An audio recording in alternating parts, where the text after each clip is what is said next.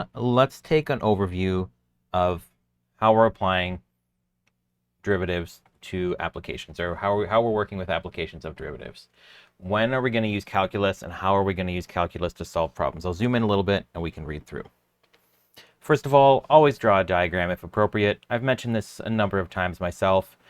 Whenever we're working with vectors, when we have things moving in space, even if we just want to sketch a quick graph to get a visual for our function or its derivative and what it looks like, very often it's a very good idea. Take a couple moments, quick sketch.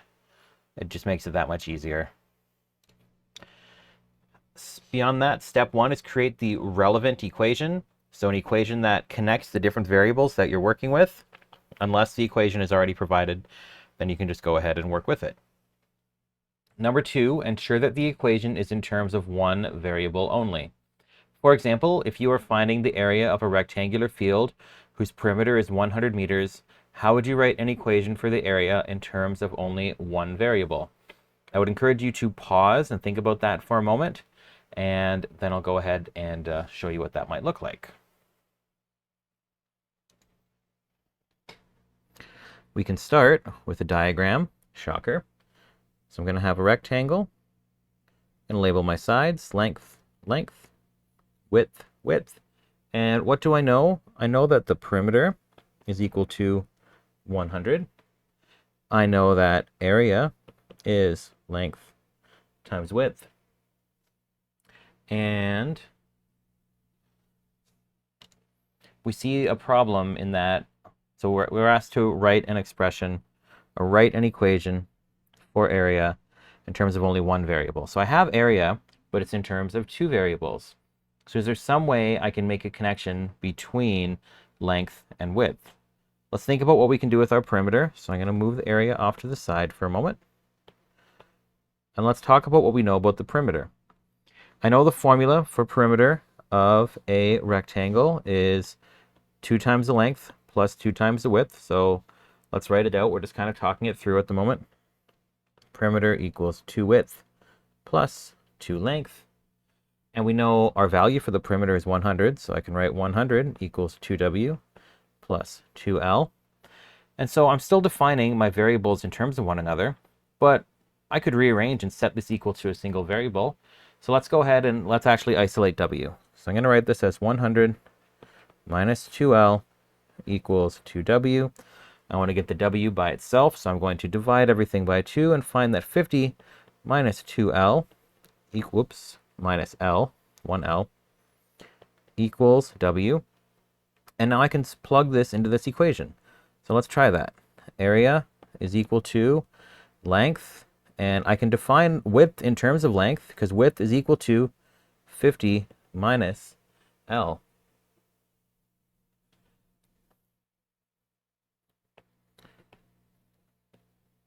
So we can find the area is equal to L times 50 minus L, or 50L minus L squared.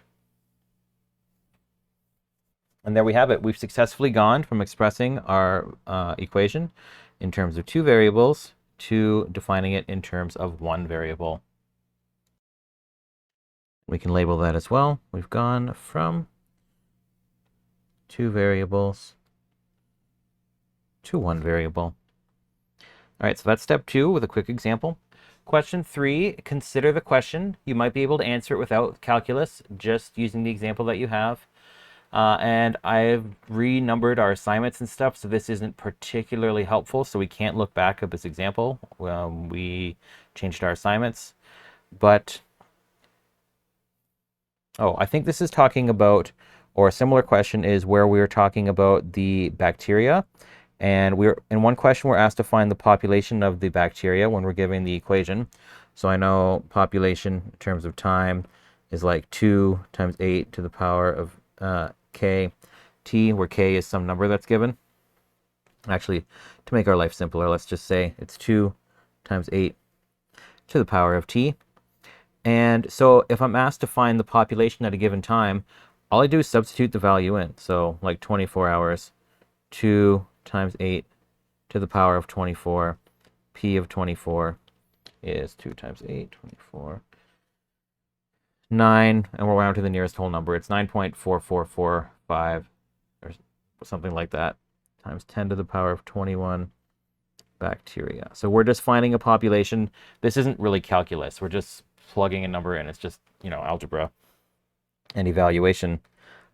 Where we need calculus is to answer other questions which asked us to find the rate of change of the bacteria at a given time, so after 1 hour, or the rate of change in bacteria, so the rate and change of the number of bacteria versus time at a given point. And then we need calculus to actually find the derivative, to substitute the value in, and find the slope of the tangent to that graph, or the instantaneous rate of change. So sometimes the parts of the question don't actually involve calculus. It's just a simple matter of evaluation, or sketching a diagram and using Pythagorean theorem or something like that. Number 4, look for telltale calculus words. Then you need to take the derivative of your equation and keep going. What are telltale calculus words? What are words that give you the clue that you need to find the derivative? Once again, I encourage you to pause or think about that for a moment. What are my key words? What words tell me I'm going to need to find the derivative here? That might include terms like rate of change, especially if it's something like instantaneous rate of change. We might see words like slope of the tangent, or we might be asked to find the equation of the line that is tangent to the curve at a given point, and part of finding the equation of a linear line is finding the slope. We might see something like rate of growth.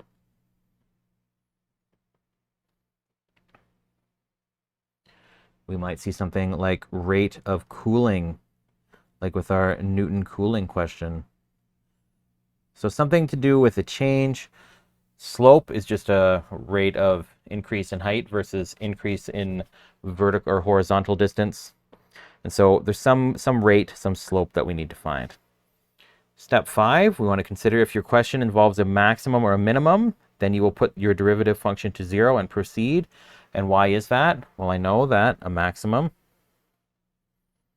looks like this, and a minimum looks like this.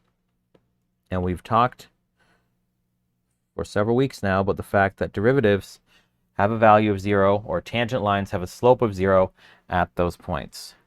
So f prime of max and f prime of a minimum are both equal to 0. And finally, number 6, make sure that you answer the original question. Sometimes we do all these calculations, we work with the limit definition, and we go through and we've done all this great work to calculate and find our derivative. Maybe we've even evaluated our derivative and found our slope at a given point. But then maybe the question actually asked for the equation of the line, and finding the slope is only one part of that. You still need to find a point and use that. So it's always good as a last step to go back to the question and make sure you've actually answered it. I just did a bunch of marking today before recording this video, and I saw that a few times that students had successfully done some great calculations and found the slope, but they didn't find a point, they didn't find the equation of the line. Just because they looked for the keywords here and they saw like, oh, slope of tangent, I can find that, but they didn't read the question carefully enough and they missed some of it. So let's zoom out and go over this again really quickly. So how are we solving problems? We're drawing a diagram if appropriate, creating or finding the relevant equation. Make sure the equation is defined in terms of one variable. Think about whether we actually need calculus to answer the question, so you don't need to find the derivative if the question doesn't actually require it. Look for keywords that tell us to use the derivative, such as rate of change or slope of tangent. Remember that if our question involves a maximum or a minimum, we're setting our derivative equal to 0. Or we've had similar questions that say find the slope, or find the points on this curve where the slope has a value of 6. So then we would set our derivative equal to 6, or whatever it is in the question. And finally, once you've done your work, go back and make sure you've actually answered the original question. All right, now that we've learned some tools or a process for working with application questions, let's take a look at our derivative application problem here. And I'm actually going to stop the video here for a moment just to break it up a little bit, and we'll continue in the next video.